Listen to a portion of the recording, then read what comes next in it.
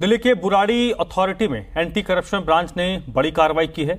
यहां अवैध तरीके से ऑटो रिक्शा और टीसीआर के नए परमिट बनवाने वाले गिरोह का खुलासा हुआ है। टीम ने 14 आरोपियों को गिरफ्तार किया है। इनमें एक motor vehicle inspector, 10 high profile auto financer और डीलर समेत 3 दलाल शामिल हैं। आरोपी पुराने परमिट को रिन्यू करने और ट्रांसफर करने का काम करते थे। एसीबी ने दिल्ली हाईकोर्ट के आदेश पर मई में यह मामला दर्ज किया था। अब जांच करके मामले का खुलासा हुआ है।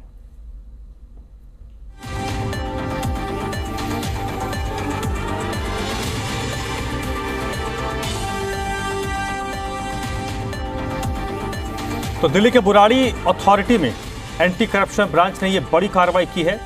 अवैध तरीके से ऑटो रिक्शा और टीसीआर के नए परमिट बनवाने वाले गिरोह का खुलासा हुआ है। 14 आरोपियों की एंटी करप्शन ब्रांच ने गिरफ्तारी की है। इनमें एक motor vehicle inspector, 10 high profile auto financer और डीलर समेत 3 दलाल शामिल हैं। ये आरोपी पुराने परमिट को रिन्यू कराने और ट्रांसफर करने का काम करते थे।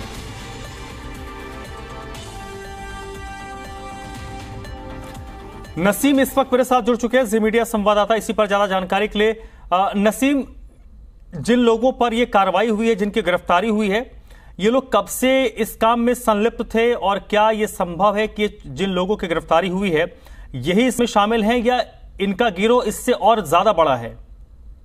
जी देखिए, मैं आपको बता दूं, जो एंटी करप्शन ब्यूरो की तरफ से जो अभी कार्रवाई की गई थी, इस कार्रवाई में 14 लोगों को जो गिरफ्तार किया गया है, ये बुराड़ी अथॉरिटी से हैं। और दिल्ली की तमाम जो अथॉरिटीज बनी हुई हैं, उनमें कहीं ना कहीं इस तरह का रैकेट बहुत पहले से, काफी वर्षों से लगातार चल रहा है। इस तरह की शिकायतें सामने आती हैं, लेकिन कहीं ना कहीं वहां पर कार्रवाई करना इसलिए संभव ही नहीं होता है, क्योंकि यदि वहां पर कोई कार्रवाई की जाए तो बाहर से अंदर तक सभी लोग मिले होते हैं और एक दूसरे की जानकारी है वो उच्च आला अधिकार तक पहुंच जाती है। और उसके बाद में कहीं ना कहीं जो ये बनाने का, जो परमिट बनाने का सिलसिला है, वो कहीं रोक दिया जाता है और जो एक्टिविटी है उन पर रोक लगा दी जाती है और फिर कुछ दिनों के बाद फिर दोबारा सक्रिय हो जाते हैं।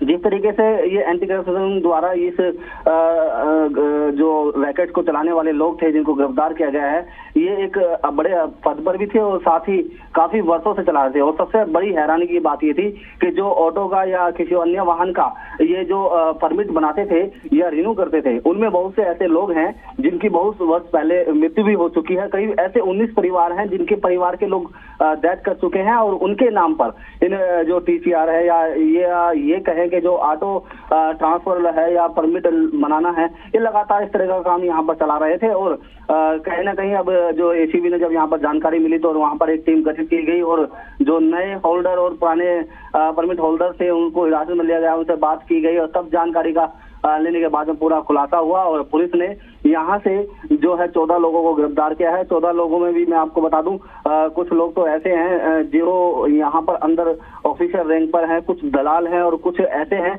जो ये परमिट थी, उस परमिट को ट्रांसफर एक जगह से दूसरी जगह करने में सहयोग करते थे। जी।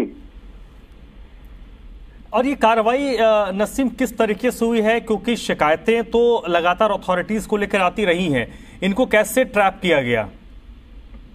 देखिए, गुप्त सूत्रों के आधार पर एंटी करप्शन को ये सूचना मिली थी और सूचना मिलने पर फिर इसमें दिल्ली पुलिस के कई आला अधिकारी इन्वॉल्वमेंट हुए, बातचीत हुई। उसमें बात होने के बाद यहाँ पर रैकी की गई और रैकी करने के बाद में जो परमिट कराने वाले, ऑटो परमिट कराने वाले नए होल्डर थे और पुराने जो ऑटो होल्डर थे, तो उनको हिरासत में लिया गया और अंदरूनी तरीके से इस पूरे मामले की जो है जांच की गई। और जांच में जब ये पर्दाफाश हुआ और उसके बाद हालांकि एंटी करप्शन के साथ में कई उच्च अधिकारी और दिल्ली पुलिस के कमिश्नर रैंक तक के अधिकारी इसमें शामिल थे। उस टीम ने एक ऐसा बड़ा काम किया है।